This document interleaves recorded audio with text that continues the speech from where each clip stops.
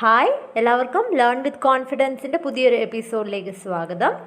ഇന്ന് നമ്മൾ നോക്കാൻ പോകുന്നത് സിമ്പിൾ ഇൻട്രസ്റ്റ് എന്ന ടോപ്പിക്കാണ്. എല്ലാ കോമ്പറ്റേറ്റീവ് എക്സാമുകളിലും ഈ ടോപ്പിക്കിനെ ബേസ് ചെയ്ത് ക്വസ്റ്റ്യൻസ് ഉണ്ടാകാറുണ്ട്. സോ ഇതിൽ നിന്ന് വരാൻ സാധ്യതയുള്ള 2 ടൈപ്പ് ക്വസ്റ്റ്യൻസ് ആണ് ഷോർട്ട് കട്ടിലൂടെ എങ്ങനെ സോൾവ് ചെയ്യാമെന്ന് ഇന്ന് നമ്മൾ നോക്കുന്നത്. ഈ ചാനൽ ആദ്യമായിട്ടാണ് നിങ്ങൾ കാണുന്നതെങ്കിൽ തീർച്ചയായിട്ടും സബ്സ്ക്രൈബ് ചെയ്യുക. വീഡിയോസ് ഇഷ്ടപ്പെടുകയാണെങ്കിൽ തീർച്ചയായിട്ടും ലൈക്ക് ചെയ്യുക, നിങ്ങളുടെ അഭിപ്രായങ്ങൾ എന്നെ അറിയിക്കുക. സോ ക്ലാസ്സിലേക്ക് കടക്കാം. ആദ്യത്തെ ക്വസ്റ്റ്യൻ നോക്കാം. A certain sum of money becomes 3 times itself in 12 years deposited at simple interest. In how many years does it becomes 5 times at the same rate of interest? അതായത് ഒരു നിശ്ചിത തുക അതിൻ്റെ 3 മടങ്ങ് 12 കൊല്ലം കൊണ്ടാകും. ഇത് നിക്ഷേപിച്ചിരിക്കുന്ന സാധാരണ പലിശയിലാണ്. അങ്ങനെയെങ്കിൽ ഇതേ തുക തന്നെ ആ തുകയുടെ 5 മടങ്ങാകാൻ എത്ര വർഷം എടുക്കും? ഇവിടെ റേറ്റ് ഓഫ് ഇൻട്രസ്റ്റ് സെയിം ആണ്. അങ്ങനെയെങ്കിൽ ഈ തുക 5 മടങ്ങാകാൻ എത്ര കൊല്ലം എടുക്കും? ഇതാണ് ക്വസ്റ്റ്യൻ. എന്നാൽ ഇവിടെ പറഞ്ഞേക്കുന്നത് ഒരു നിശ്ചിത തുക അതിന് 3 മടങ്ങാവും 12 കൊല്ലം കൊണ്ട്. അതായത് നമ്മൾ 1000 രൂപയാണ് നിക്ഷേപിക്കുന്നതെങ്കിൽ നമുക്ക് 12 കൊല്ലം കഴിയുമ്പോൾ എത്ര കിട്ടും? 3 മടങ്ങ്, 3 × 1000 3000 രൂപ കിട്ടും അല്ലേ? അതായത് 1000 നമ്മൾ ഡെപ്പോസിറ്റ് ചെയ്തുള്ളൂ, നമുക്ക് 3000 തിരിച്ച് കിട്ടി. അതായത് എത്ര പലിശ കിട്ടി? 2000 രൂപ പലിശ കിട്ടി. സോ നമ്മൾ ഇട്ടത് 1 മടങ്ങാണ്, 1000 രൂപയാണ് അല്ലേ? നമുക്ക് കിട്ടിയ ഇൻട്രസ്റ്റ് അല്ലെങ്കിൽ പലിശ എത്രയാണ്? 2000, അതായത് 2 മടങ്ങ്. സോ നമുക്ക് ഈ ഒരു സ്റ്റേറ്റ്മെൻറ്റ് നമുക്ക് ഇങ്ങനെ എഴുതിക്കൂടെ? 2 മടങ്ങ് പലിശ കിട്ടാൻ 12 കൊല്ലം എടുത്തു. ഇനി നമ്മളോട് ചോദിച്ചേക്കുന്നത് എന്താണ്? ഈ തുക 5 മടങ്ങായിട്ട് കിട്ടാൻ എത്ര കൊല്ലം എടുക്കും? അതായത് 1000 രൂപയാണ് നമ്മൾ ഡെപ്പോസിറ്റ് ചെയ്തെങ്കിൽ നമുക്ക് എത്ര കിട്ടണം? 5 മടങ്ങെന്ന് പറഞ്ഞാൽ 5000. അതായത് എത്ര രൂപയാണ് പലിശയായിട്ട് കിട്ടുന്നത്? 4000 രൂപ. സോ 5 മടങ്ങ് ആകുമ്പോൾ ഇൻട്രസ്റ്റ് എത്രയാകും? പലിശ 4 മടങ്ങാവും. സോ ഇത് തന്നെ നമുക്ക് എങ്ങനെ എഴുതാം? 4 മടങ്ങ് പലിശ കിട്ടാൻ എത്ര കൊല്ലം എടുക്കും? സോ ഇത് തമ്മിലുള്ള റിലേഷൻ എന്ന് പറയുന്നത് തുക 3 മടങ്ങാകുക എന്ന് പറഞ്ഞാൽ അവിടുത്തെ പലിശ 2 മടങ്ങാവും. തുക 5 മടങ്ങാണെങ്കിൽ അവിടുത്തെ പലിശ 4 മടങ്ങാവും. ഒന്ന് കുറച്ചാൽ മതി. ഇനി ഇത് സോൾവ് ചെയ്യാൻ എന്ത് ചെയ്താൽ മതി? ക്രോസ് ആയിട്ട് മൾട്ടിപ്ലൈ ചെയ്ത് ഇക്വേറ്റ് ചെയ്യുക. അല്ലെങ്കിൽ നമ്പർ ഓഫ് ഇയേഴ്സ് കണ്ടുപിടിക്കാൻ വേണ്ടി 2 സൈഡിലും ഉള്ള വാല്യൂ തമ്മിൽ മൾട്ടിപ്ലൈ ചെയ്യുക, ഡിവൈഡഡ് ബൈ ഒരു സൈഡിൽ വാല്യൂ ഉള്ളത്. സോ 4 × 12/2 എന്ന് വരും. 4 × 12 48 ആണ്. 48/2 എന്ന് പറയുന്നത് 24 ഇയേഴ്സ് എന്ന് ആൻസർ കിട്ടും. ഈ ക്വസ്റ്റ്യൻ ക്ലിയർ ആയെന്ന് കരുതുന്നു. ഇനി അടുത്ത ക്വസ്റ്റ്യൻ നോക്കാം. A certain sum of money becomes 5 times itself in 7 years deposited at simple interest. In how many years does it becomes 25 times at the same rate of interest? So question ഇതാണ്. ഒരു നിശ്ചിത തുക അതിൻ്റെ 5 മടങ്ങാകും 7 കൊല്ലം കൊണ്ട്. ഇത് നിക്ഷേപിച്ചിരിക്കുന്നത് സാധാരണ പലിശ രീതിയിലാണ്. അതേ തുക തന്നെ 25 മടങ്ങാകാൻ സെയിം റേറ്റ് ഓഫ് ഇൻട്രസ്റ്റ്, അതായത് സെയിം പലിശ നിരക്കിൽ 25 മടങ്ങാകാൻ എത്ര കൊല്ലം എടുക്കും? ഇതും നമ്മൾ കഴിഞ്ഞ പ്രോബ്ലം ചെയ്തതുപോലെ തന്നെയാണ് ചെയ്യുന്നത്. സോ എന്താണ് ഇവിടെ പറഞ്ഞേക്കുന്നത്?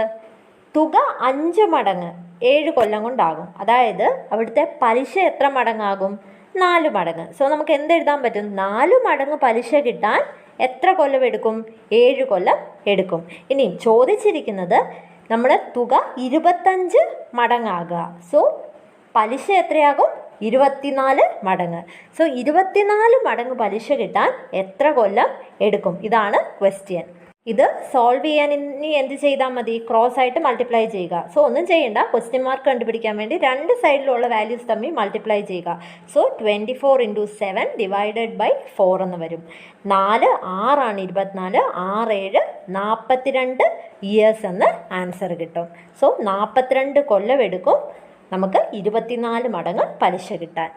ഇനി അടുത്ത ടൈപ്പ് ക്വസ്റ്റ്യൻ നോക്കാം. ക്വസ്റ്റ്യൻ ഇതാണ്. A sum of money becomes 3 times itself deposited at simple interest at the rate of 10% per annum.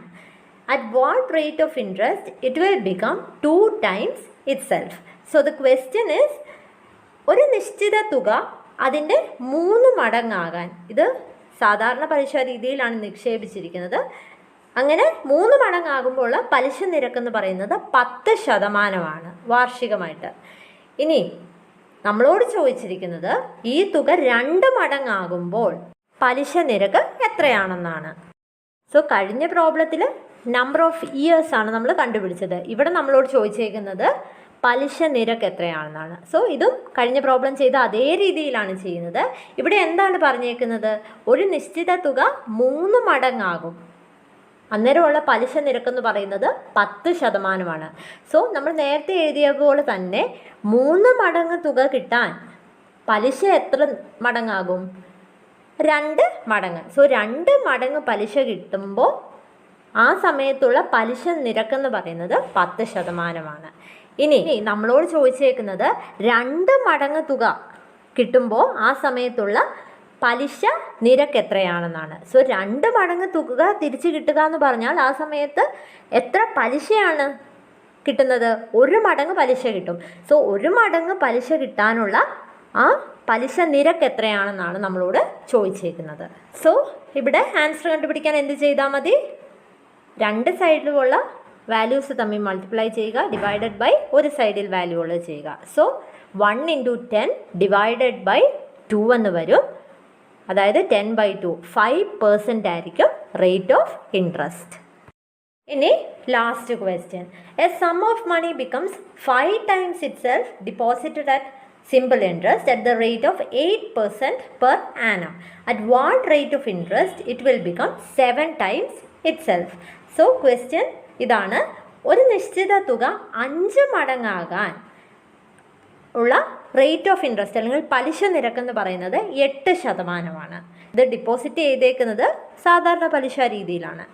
ഇനി ഇതേ തുക തന്നെ 7 മടങ്ങാകാൻ ഉള്ള ആ പലിശ നിരക്ക് എത്രയാണ്? ഇതാണ് ക്വസ്റ്റ്യൻ. സോ ഇതെങ്ങനെയാണ് സോൾവ് ചെയ്യുന്നത്? ഇവിടെ പറഞ്ഞേക്കുന്ന 5 മടങ്ങ് തുകയാകാൻ, സോ പലിശ എത്രയാകും? 4 മടങ്ങ്. സോ 4 മടങ്ങ് പലിശ കിട്ടാൻ ഉള്ള റേറ്റ് ഓഫ് ഇൻട്രസ്റ്റ് അല്ലെങ്കിൽ പലിശ നിരക്കെന്ന് പറയുന്നത് 8%. നമ്മളോട് ചോദിച്ചേക്കുന്നത് 7 മടങ്ങ് തുകയാകുമ്പോൾ ഉള്ള പലിശ നിരക്ക് എത്രയാണ്? 7 മടങ്ങ് തുകയാകുക എന്ന് പറഞ്ഞാൽ പലിശ എത്രയാകും? 7ൽ നിന്ന് 1 കുറച്ചാൽ 6 മടങ്ങ് പലിശ കിട്ടും. ആ 6 മടങ്ങ് പലിശ കിട്ടാൻ ഉള്ള ആ പലിശ നിരക്ക് എത്രയാണ്? ഇതാണ് നമ്മളോട് ചോദിച്ചേക്കുന്നത്. സോ പലിശ നിരക്ക് കണ്ടുപിടിക്കാൻ എന്ത് ചെയ്യണം? ക്രോസ് ആയിട്ട് മൾട്ടിപ്ലൈ ചെയ്ത് ഇക്വേറ്റ് ചെയ്യുക. സോ 2 സൈഡിലും വാല്യൂ ഉള്ളത് തമ്മിൽ മൾട്ടിപ്ലൈ ചെയ്യുക, ഡിവൈഡഡ് ബൈ ഒരു സൈഡിൽ വാല്യൂ ഉള്ളത്. സോ ഇവിടെ എന്ത് ചെയ്യാൻ പറ്റും? 6 × 8/4 എന്ന് വരും. 4 × 2 ആണ് 8, 6 × 2 12% എന്ന് ആൻസർ കിട്ടും. സോ ഈ ക്ലാസ്സുകൾ നിങ്ങൾക്ക് ഫോളോ ചെയ്യാൻ പറ്റുന്നുണ്ടെന്ന് വിശ്വസിക്കുന്നു. ഇതോടുകൂടി ഇന്നത്തെ ക്ലാസ് വൈൻഡപ്പ് ചെയ്യുകയാണ്. നിങ്ങൾക്ക് ഈ ചാനൽ യൂസ്ഫുൾ ആണെന്ന് തോന്നുകയാണെങ്കിൽ തീർച്ചയായും സബ്സ്ക്രൈബ് ചെയ്ത് തന്നെ സപ്പോർട്ട് ചെയ്യുക. പുതിയ വീഡിയോസുമായിട്ട് കാണുന്നത് വരെ എല്ലാവർക്കും നന്ദി, നമസ്കാരം.